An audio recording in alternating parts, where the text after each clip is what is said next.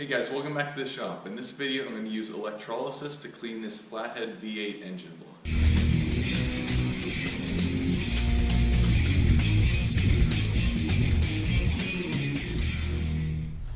Alright, so electrolysis is the process of using electricity to clean metal, basically.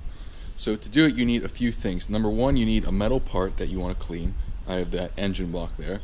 You need a non-conductive container big enough to fit the part you want to clean. You need a power source, so I have this battery charger here. You need a sacrificial piece of steel to serve as the cathode, which you hook the positive terminal up to. So I have this this concrete reinforcement there, that stuff that I kind of bent around to get a nice even spread in there. So that's what the positive current flows through. The negative terminal then is hooked up to the actual part you want to clean. And then once you put this in there, you'll fill this up with water and then add some of this Arm & Hammer washing soda. It's not baking soda, so don't confuse it with that. This helps the water conduct electricity better and actually clean your part. So I'm going to hoist this engine up and put it inside this container here, and then I'll fill this up with water. I'll probably add this stuff as I go to make sure it mixes in there pretty well. A couple things to make sure is that you don't want your part to touch any of the cathode material there, because then you'll short circuit it and it's not going to work.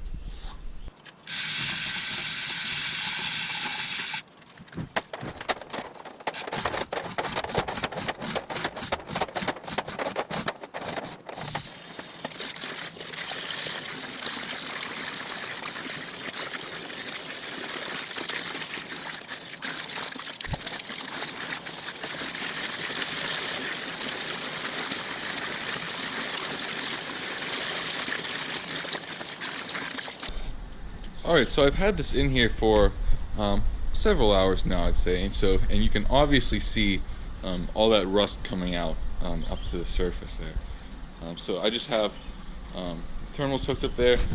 I have this thing set on 12 volts at 2 amps. It only has 3 settings: 2 amps, 40 amps, and 200 amps. So 200 amps is obviously way too much. So I just tried 2 amps and it seems to be working just fine. So I'm going to keep it like this maybe for a couple days. The nice thing about having this right below the hoist here is I can just kind of turn this stuff off and lift it up out of here to check it kind of whenever I want to. I just have to be careful that when I put it back in, it's not touching those wires around the edges. So I'll probably leave this in for maybe 24 hours or so, and then I'll take it out and check it just to see what it looks like. Alright, so I've had this in here for pretty much 24 hours by this point. In here you can kind of see the end of the bell housing there. I was kind of rubbing on it with this stick here with that friction pad on there, and as you can kind of see there, that's bare metal, so it looks pretty clean. So I'm going to try to hoist this out to check it. When it comes out, it's probably going to look very black, because that's kind of what this does. It replaces the rust with some other compound that looks black. I forget what it's called, but I'm going to take it out and see what it looks like.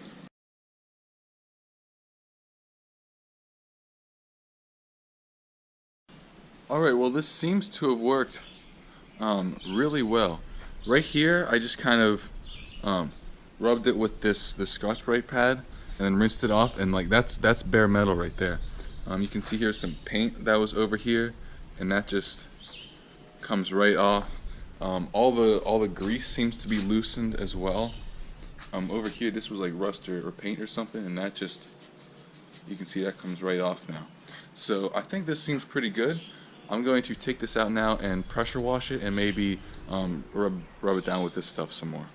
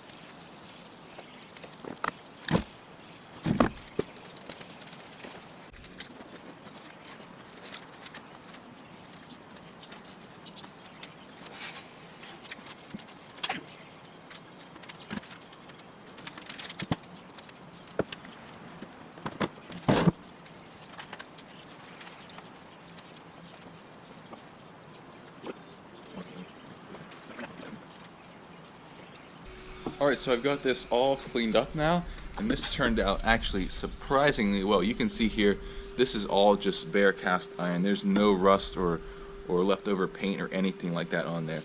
It got rid of pretty much all the grease too.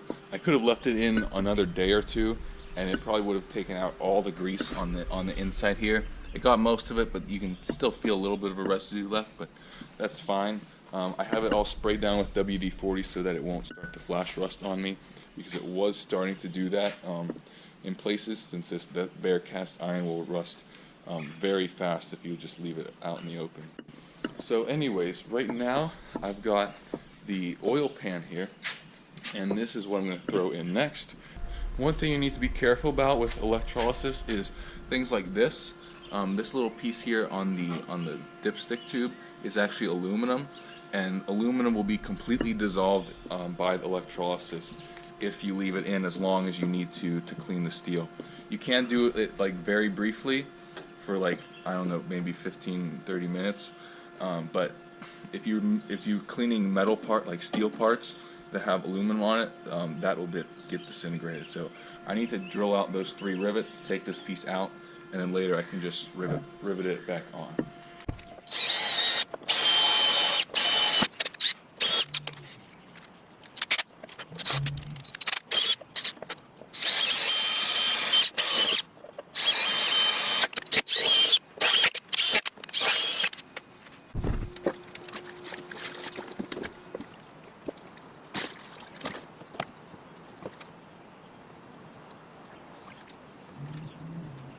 Alright, so I got it in there now. You can see it's almost completely submerged. I can just add a little bit more water to fix that. That should be good. I'll leave that in there another 24 hours, I'd say. Maybe a little bit longer, because this has a lot of grease on it. So I'll take this out when I think it's ready. Alright, so I've had the oil pan in here for almost 2 days now, and you can see a lot of the grease and stuff floating on the top. So this should be pretty good. I'm going to take this out, pressure wash it, and see how clean it turns out.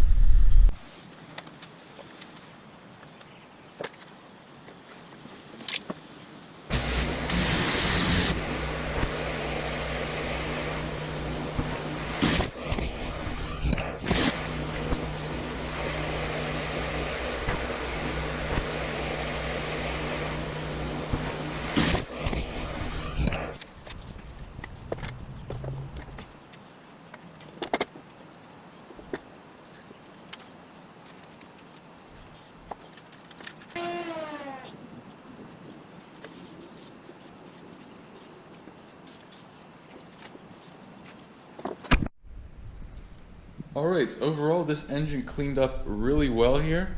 This was my first time ever using electrolysis, and I think it turned out really well. The oil pan too, when I first pressure washed this over the summer a while ago, on the outside of the oil pan here, there was like a lot of very hard like dirty grease that was like, it was so hard on there, not even the pressure washer would take it off. But when I pulled this out of the electrolysis bath, all that stuff was gone. I didn't even have to do anything to it. So that really shows how tough that is on grease and rust, I think. So yeah, that's pretty much all I have for you for this video. If you have any rusty parts like this, even a whole engine, I highly recommend electrolysis. It's very simple, easy, and cheap if you have a battery charger like the one I had. So yeah, thanks for watching, and I'll see you next time.